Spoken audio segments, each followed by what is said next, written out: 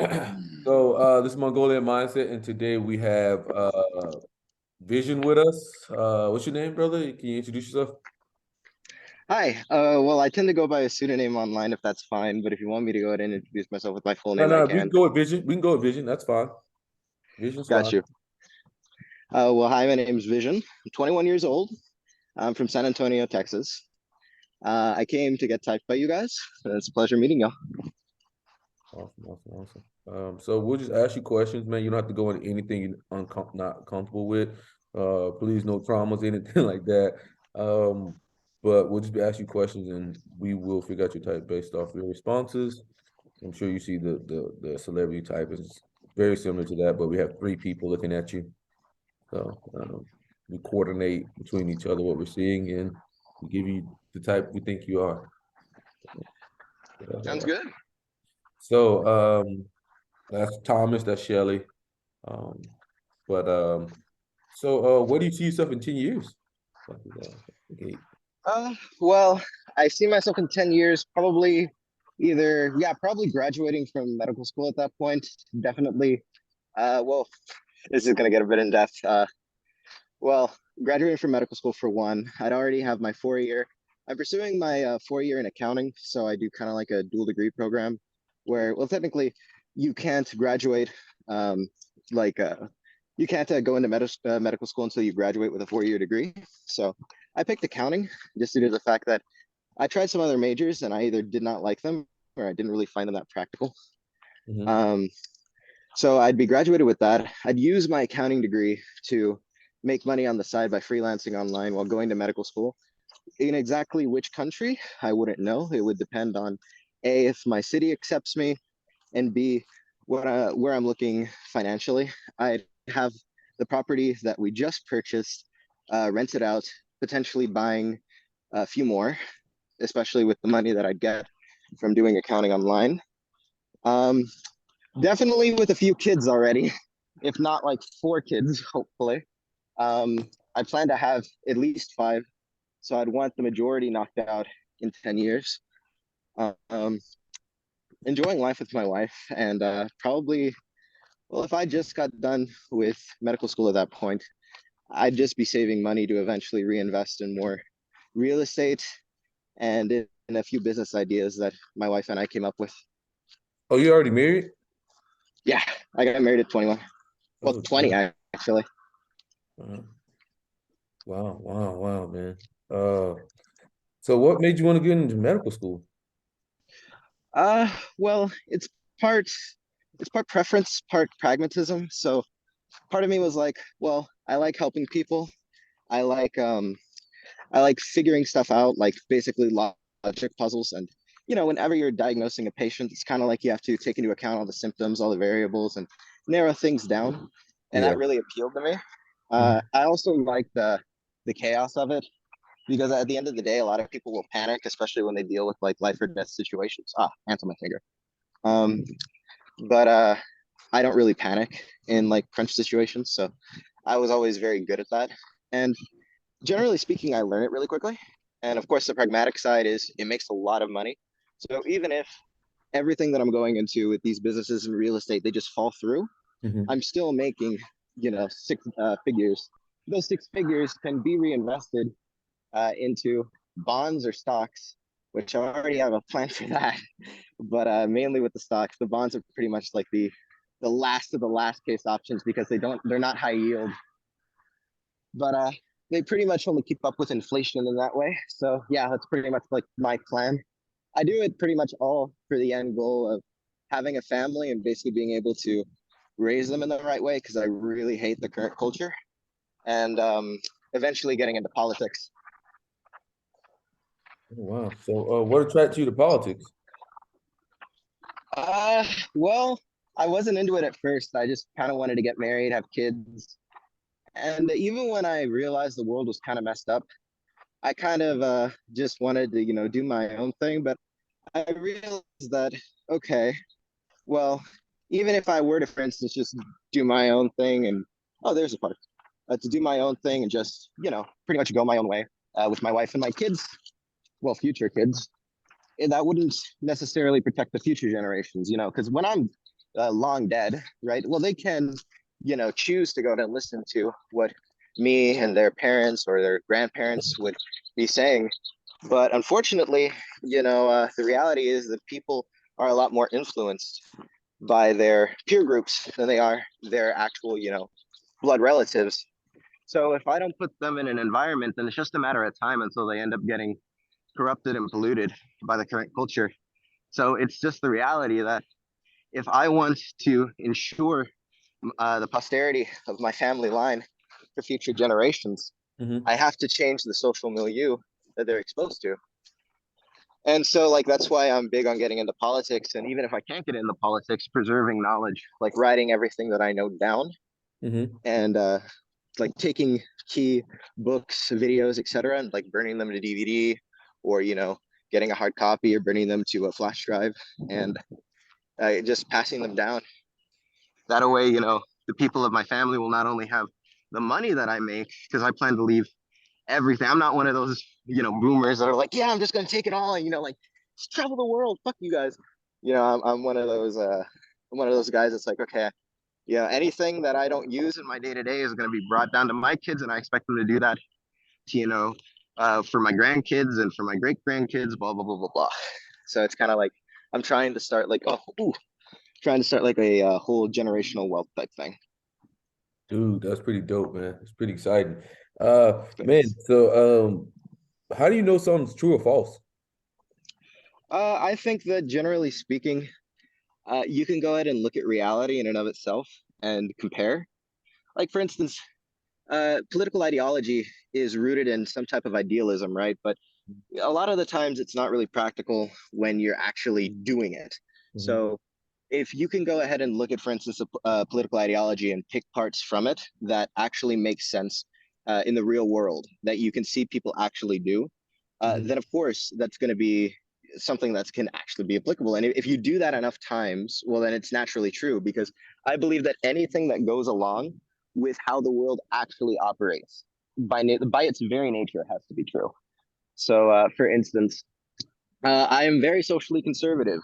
Why? It's because I generally believe that it's better for the world and people react better to it. You can see the results compared to the opposite, I guess, polarity or modality. Mm-hmm. Um, and the results speak for themselves. Yeah, damn, man. That's a very thorough answer there, man.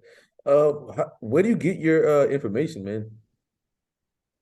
Um, Part of it is, just me observing the world. Part of it is me, reasoning stuff out. Part of it is me just like reading books, watching videos. It's basically a culmination of a lot of different methods that I use. Like, of course, I believe that generally speaking, you can learn basically a lot of different things from just being open in your day-to-day life, and it'll eventually come to you. Okay, just killed a wasp. Um, you can generally learn, for instance, truths about the people around you by just paying attention to their mannerisms.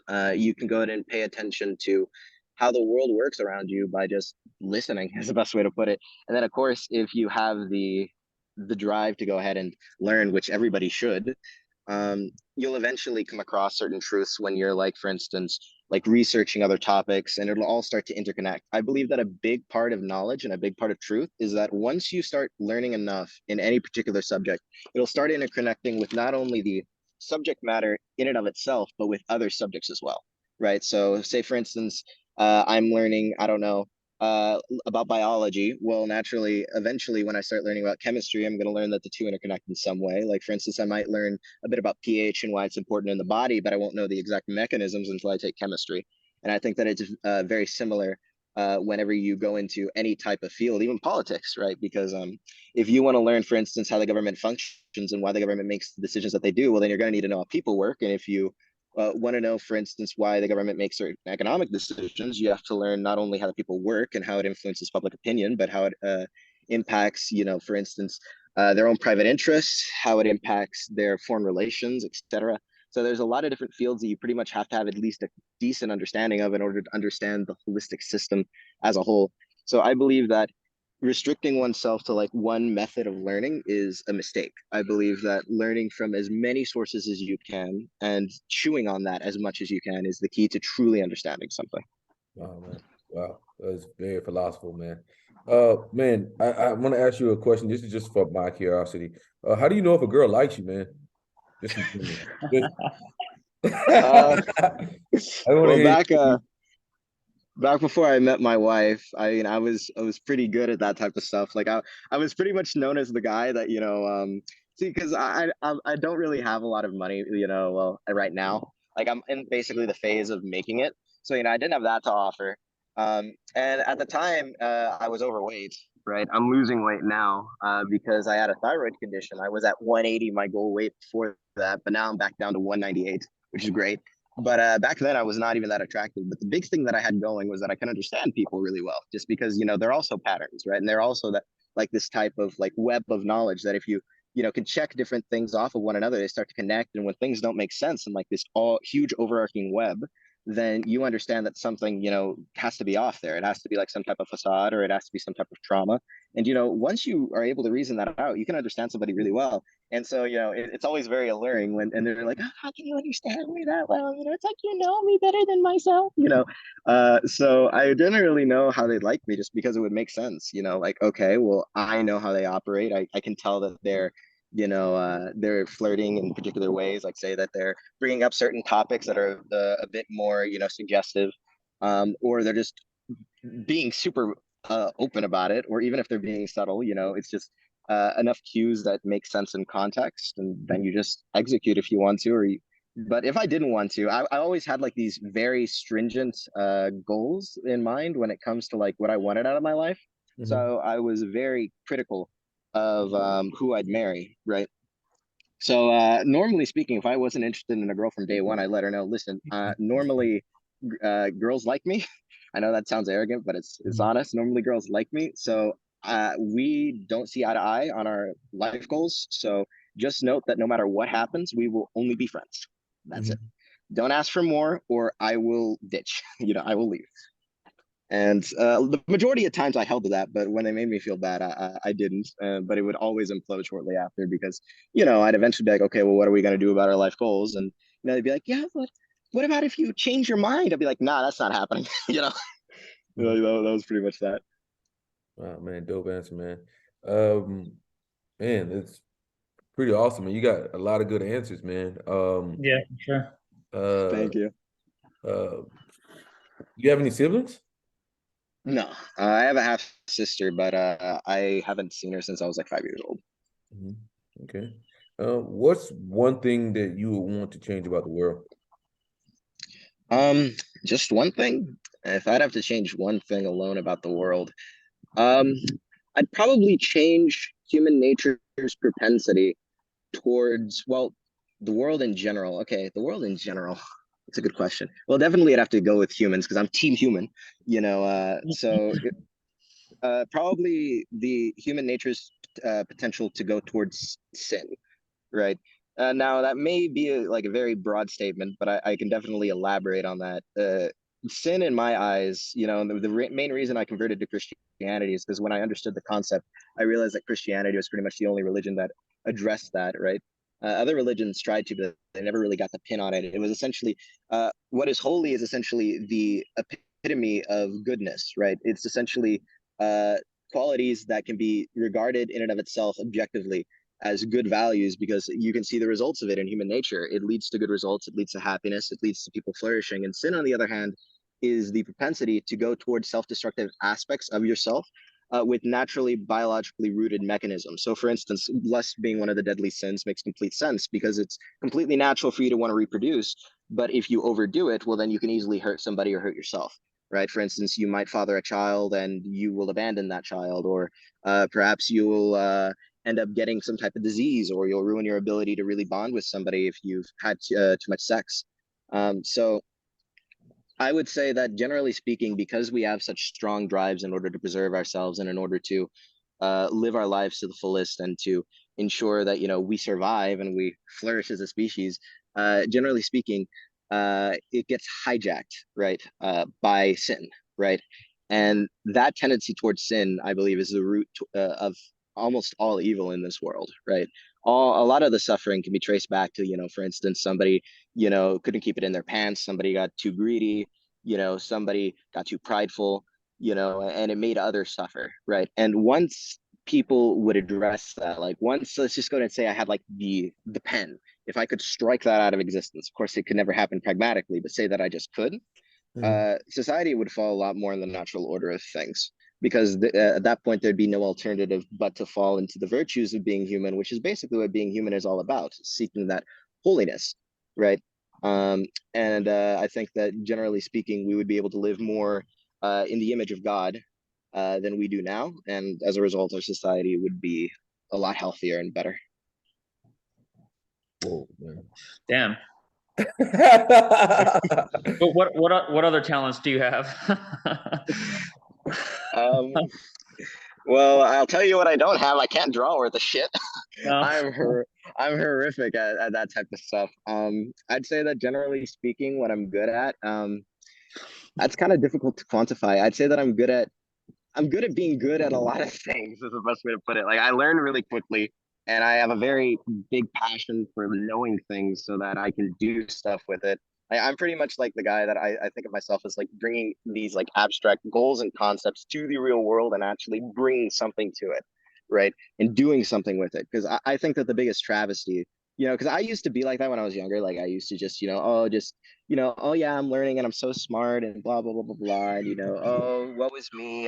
The world isn't. But then as I got older, I kind of like realized that that stuff just doesn't work. It's a pity when somebody is, so, intelligent or sees a lot and they just don't do anything with it, either out of intellectual arrogance or out of some type of like, pity party, essentially. And I think it's also a pity when people don't really take the time to really ponder what they're doing and just go about life, how they go about it. So I've always prided myself in the way that I bring like these types of like, far-reaching goals, these types of like abstractions to the real world. And I'm like, we're not just going to keep it there. We're going to do something with it, because that's what, the powers that be want you to do. They just want you to be placid. They want you to be placated. They want you to, just consume. Um, so I would say that generally speaking, I'm good at a lot, and basically anything I put my mind to. I know that there's some things that I just couldn't do. Like I've tried picking up drawing, that just won't fly to me. I cannot understand it for the life of me. Um, but generally speaking, with everything else that I've tried, I'm really good at it. Eventually, as long as I practice. Sometimes I have a higher talent than other fields, but generally speaking, even if I'm average at it, if I practice at it, I get really good. Mm. So, What did you mean when you said like when you're talking about the woe is me? I think with regard to yourself. Oh, well, there's like some people that are, for instance, very smart, right? Or, can perceive a lot with the world, right? But they end up self-sabotaging in one way or another. They think that they themselves are broken, or they think that the world in and of itself is just so dysfunctional that they couldn't possibly hope to make any change. So Yeah. instead, they go to this type of intellectual masturbation or Yeah. emotional masturbation of, oh, the world, or oh, I'm just so broken. There's nothing I can do. Oh yeah, we're just floating, and I was just cursed with this consciousness. And it's kind of like the eternal suffering of philosophers in that way. The Yeah. philosophers that have all these good ideas, but the ones that don't really do anything. Like generally speaking, a good example of this would be Julius Evola, right? I believe was his name. He was like Yeah. the founding father of a lot of the traditionalist values in like the 30s and 40s, and definitely the right wing powers at the time would have benefited from his thought, right? Actually being put into practice with the government, because it would have made it generally, how does one put it? Uh, Less prone towards negative elements that were seen during the time and more towards plain reactionism. But of course, he engaged in intellectual masturbation. We will never get to the type of traditionalism that we once had.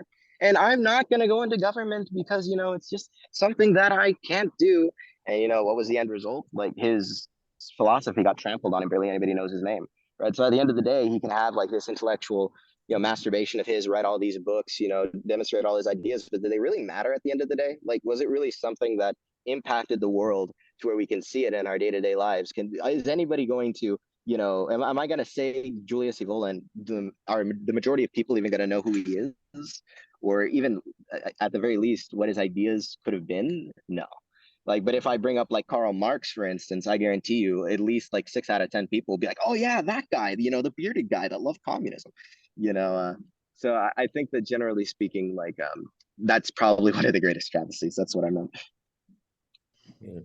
Yeah. No, it's an interesting point for sure. Man,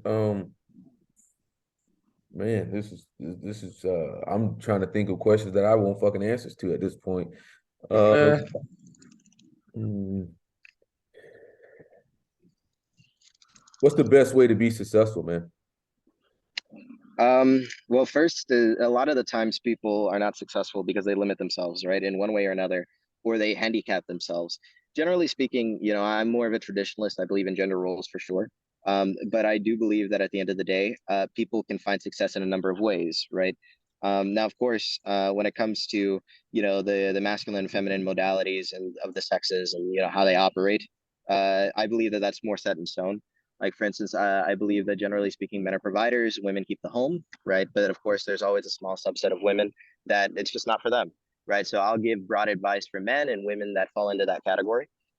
Generally speaking, if you want to be successful when it comes to career, or if you want to be successful when it comes to, like building this type of like a legacy through some type of like, for instance, science or some type of field, the first thing you have to do is stop limiting yourself, right? Because a lot of the times people will, be like, oh, okay, well, I want to do this, but I just can't, right? For insert X reason, I'm not good enough. I'm not talented enough. The time isn't right. The circumstances just don't allow. But in reality, it does. Any situation will, right? It's just the question is how hard are you willing to work, right? And so once you stop making excuses for yourself, right, then real change will start to happen. And of course, that doesn't necessarily take into account when people just aren't intellectually gifted. If they're just not intellectually gifted, sometimes no matter how hard they try, it's just not going to happen, and it's a sad reality, right? And in which case, they should either make their goals more realistic, or they should, pursue something more conducive to their abilities.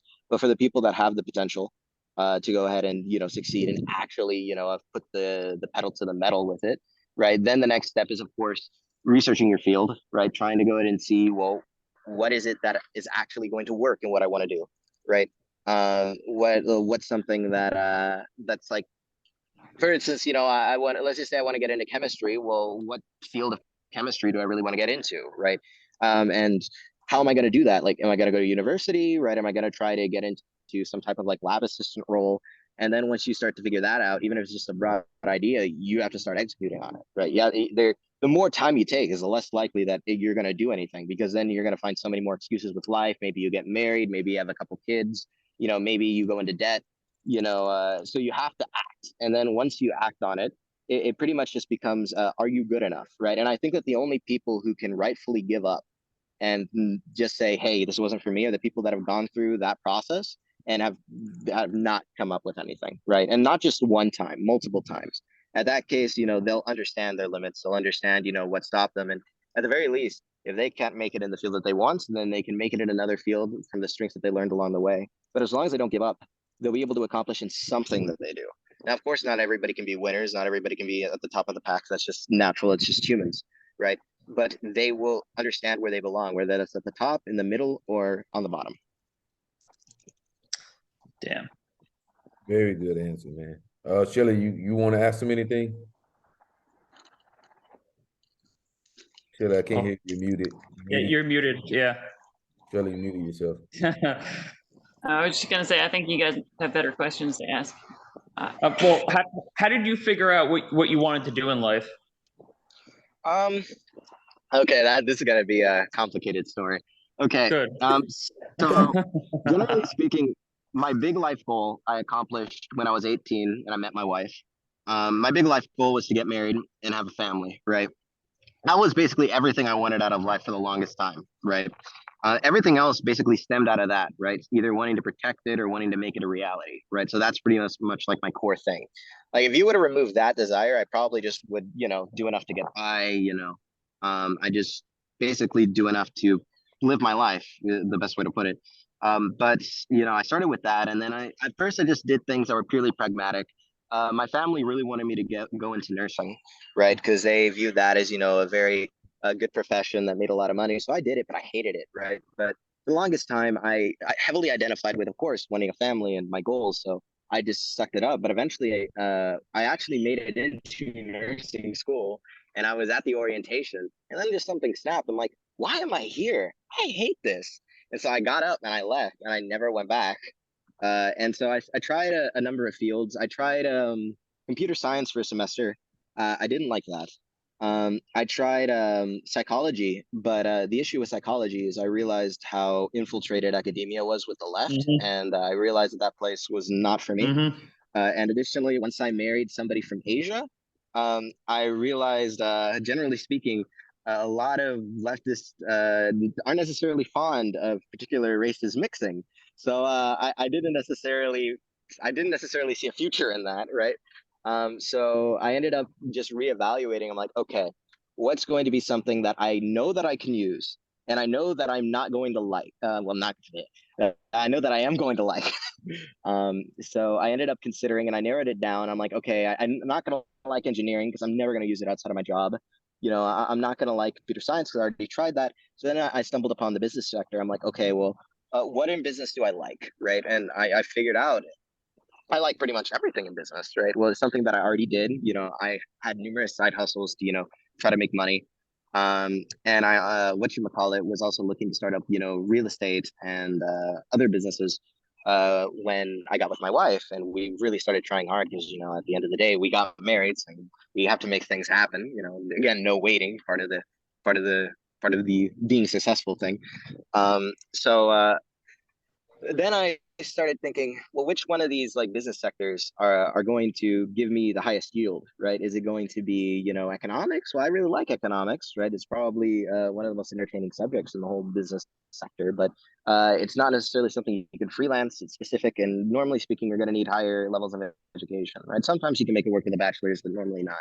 Finance, unless you're going to like some of these like higher prestigious schools, and you're going for investment banking and you want to live at the bank, not necessarily a good idea, right? And then I came across accounting. I'm like, well, wait a second. Like this opens up potential for me to learn basic bookkeeping skills while I'm getting my degree, and then I can get certified in it, and then I can freelance with that. And then when I graduate with accounting, then I can go ahead and do that online while I go through medical school, right?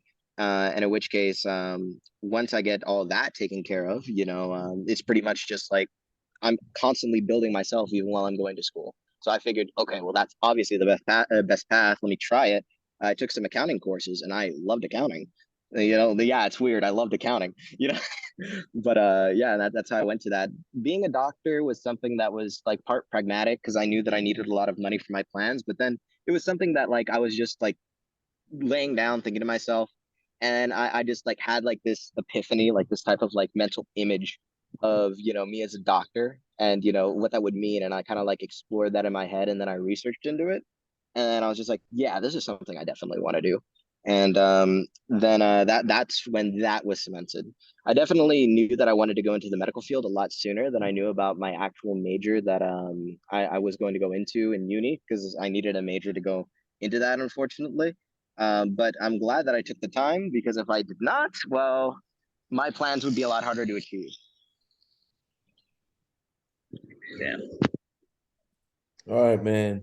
I have a question. So I know you don't have kids yet, but what do you think the most important thing that you to teach kids for them to be successful would be? Well, I believe that generally speaking, it's hard to put into words. Do you know of Confucianism? I know that Mercer posted something about it, which is why I liked it. Well, Confucius thought that generally speaking, society could be structured and ordered in a way to where certain traditions and patterns could be followed, to where individuals could essentially live their lives in utter peace, right? And they would be able to. I'm TLDRing this, and I'm not giving it the justice that it deserves. This is like a very, very rough gist, and like I'm definitely summarizing stuff that is very hard to summarize. And of course, there's going to be some exceptions in his philosophy, but generally speaking, he believed in like these types of, ways of life that would be cemented throughout society, and not only through society, but through the family, to where, for instance, the father would be respected in a certain way, and ancestors would be revered, etc. And that would lead to an element of discipline, right? And a big thing that he believed in was the preservation of knowledge, right?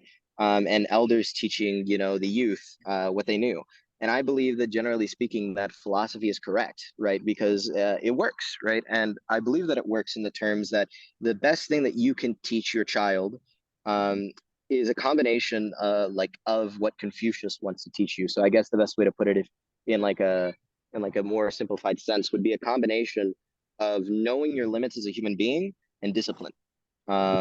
So if you combine like those two factors, that I think that's the most important thing to teach a child, because no matter what, if they know their limits as a human being, they won't be drawn into the toxic culture and leftist ideology we have today. And if they know discipline, they'll be able to accomplish pretty much anything that they set their mind to, because they're not just going to give up or go off of just like these spurts of, oh, I just feel like doing it. They'll be able to put the effort in. And if you have those two factors combined, well, it ends up creating a human being that's basically primed for success. So, Thank you. If you had 3 wishes, what would you wish for? Thomas. One more. Well, I think I'd only need one wish, and that would be omnipotence. I would want to be omnipotent, because at the end of the day, if I was omnipotent, then I could pretty much have anything. I wouldn't be restrained to only 3 wishes. Basically, I would say, and it would happen. Right now, of course, that's only reserved for God. But if for some reason, God came down and he was just like, "Hey, here's omnipotence. You have 3 wishes. Oh, well, I wish for omnipotence. Cool beans, right?" Then, pretty much I could write the world, and I could write everything exactly the way that I wanted it to. And at that point, you might ask, well, what's the point? Like, where's the struggle in that? I don't necessarily believe in suffering for the sake of suffering, right? I generally believe that at the end of the day, if suffering can be negated while meeting the goals of humanity, and that generally speaking, if people could go towards that holy society with minimal suffering, then that's a net positive. So that omnipotence would be used to pretty much shake up the world, but make it a lot better of a place. Well, brother, I don't want to take you for too long, man. It's pretty evident, man. You're an ENTP, man. ENTP. Could you go into the interaction styles? Because I don't really know much about it, so I'm curious about where you got it. So basically, within the first like 5 minutes, you could tell that you were informative. That means you give like a lot of extra information. You're very descriptive, very wordy. Like you have to go through like this whole like journey as well to your results of things. So with that being said, you're informative in your progression because you're looking at the journey of things. You're not looking at the end product. And you talk about how like one thing from one to the next, to the next, to the next. Even when you're talking about like the accounting and how the accounting was going, like how you got into the accounting and then how the accounting was going to lead to medical school. And journey, man. You're on a journey. So with that being said, you'll be informative and you would be progression. So if you're informative progression, that automatically makes you extroverted. So you're initiating. A lot of ENTPs feel introverted. So you may feel introverted to yourself. You're also abstract. Okay. You're talking about abstract things. You're talking about philosophies, intangible things, contextual things. You're talking about basically your whole goal of life is making the abstract real and practical. Not just bringing abstract to the real life, but actually making it practical. So that would say that you are informative, progression, and abstract. And there's only 2 types that we're down to. That'd be ENTP and ENFP. You have a superb TI parent. Yeah. Thank you. When it comes some of the best. Logical Thank you. consistencies in telling things, like coming out with crisp, clean, just amazing answers. That's the reason why I was like, yo, I want to just ask this guy questions at a point. I'm like, yo, I'm just ask this guy questions for myself at this point. Very crisp, clean TI, man. Beautiful, beautiful, beautiful, man. So like you could, he breaks everything down brilliantly. It's like, oh, thank you. Thank you. Also, like you say, I want to do things my own. I want to do things my own way or things. So that's showing that you're also pragmatic. That means this shows that like you tend to have like some type of rebellious spirit to you. but you still want to help people because you're a TIFE user. Like generally speaking, you want to help people, but you're also systematic because you talked about your system for your kids and their kids and their kids to use, stuff like That's that. fair. So you talked about knowing the exact mechanism behind things. That's a systematic approach to things. So that being said, dude, you're ENTP, man, and a pretty freaking well developed one, man. Thank you. Thank So, you very much. yeah. Out of curiosity, I don't know if you guys have this on your channel, but because I didn't look for like specific like type profiles, but will you guys like ever do like type profiles for like, for instance, a ENTP? And if so, when do I look out for it? Because I'd be really curious to see like you go in depth about what the type is. So I'm gonna be doing that in the future. Like, but the weird thing about the type profiles, you have to do all 16 of those. But the thing Hmm. about how things work is you'll get a crap load of views when you put INTJ on something, or you'll get a crap load of views when you get ENTJ on something, or you get a crap load of views when you put ENTP. But when you start making videos on ISFJs, you get no views, or ESFJ, you get Oh views. yeah, because everybody thinks they're INTJs and INFJs. Yeah, so like, but you gotta go through all of them. And I want to be able to get the right amount of information to make it very well. But I will be going over that. I'm gonna start. I kind of want to think about how I'm gonna do it. Am I gonna do it in a PowerPoint presentation? Um, and with the PowerPoint presentation, am I going to potentially go through all of the functions, how they're listed in the function, and then the holistic view of the ENTP, and then the things that we have uh noticed from the ENTP. So I'm kind of trying to develop how I'm going to go about doing that, um, that doesn't like put people to sleep, because you do that, it's gonna have to be a long video because you're gonna have to go down each function, and then you're gonna talk about like what do the functions mean to that type. Um, and then you're gonna have to get into like the holistic view of like who are the ENTP as a whole. So it's like maybe I'll break that up into like multiple videos or whatnot. It's gonna be a bitch. Yeah, for sure. Well, I look forward to it for sure. And Yeah, thank yeah. you for the breakdown. I'll definitely, read into, what ENTP is when it comes to Linda Barrens, because I've heard of her before, but Mhm. I have no idea about her sources. Like, I just got her book like the day before the session, so I was just like, okay, like let's see what they type me, and then I'll read the book. And Yeah. I wanna learn more about how they work. Yes. And one question that I have before we conclude is generally speaking, from what you've seen of me and the ENTP type in general, what would you recommend that I do to, for instance, make myself, like develop myself is the best way to put it. Dude, I mean, you're doing a pretty fucking awesome job. Um, Well, thank you. for being developed, man, because sometimes you'll see people that are like too into the child function and it takes away from the parent function. So like you will see like some, like you see how you're able to logically deduce pretty much anything. You have some ENTPs who care more about how other people feel, and that blocks TI, because they're on the axis together, because the more you care about how other people feel, the less TI you're going to use. But for you to be effective, for ENTP to be effective, they need to be good with TI. They need to be good with TI. But I think the only thing I can say for a ENTP is to my brother's the ENTP, um, is to fucking finish it, man. Don't just fucking start something and not finish it. Like fucking finish it, man. Like, or like come up with like a way to where you can start things and then pass it on to someone else and then they finish it, but it's like a business, you know? Because like you guys are so innovative. Like you guys are always like coming up with new things, new abstract things and bringing it to reality. But the thing is, as soon as y'all bring it to reality, y'all kick it and run, and then try to bring another thing into reality. You kick that shit and run. I think just focusing on like seeing something all the way through, even if it's like just finding a partner that does that. I Yeah, think what's your wife's type? Out of curiosity. I don't know what interaction style she'd have, but at least from my own opinion, she's ENFP, so ENTP, ENFP. Woo. That's interesting. Good work.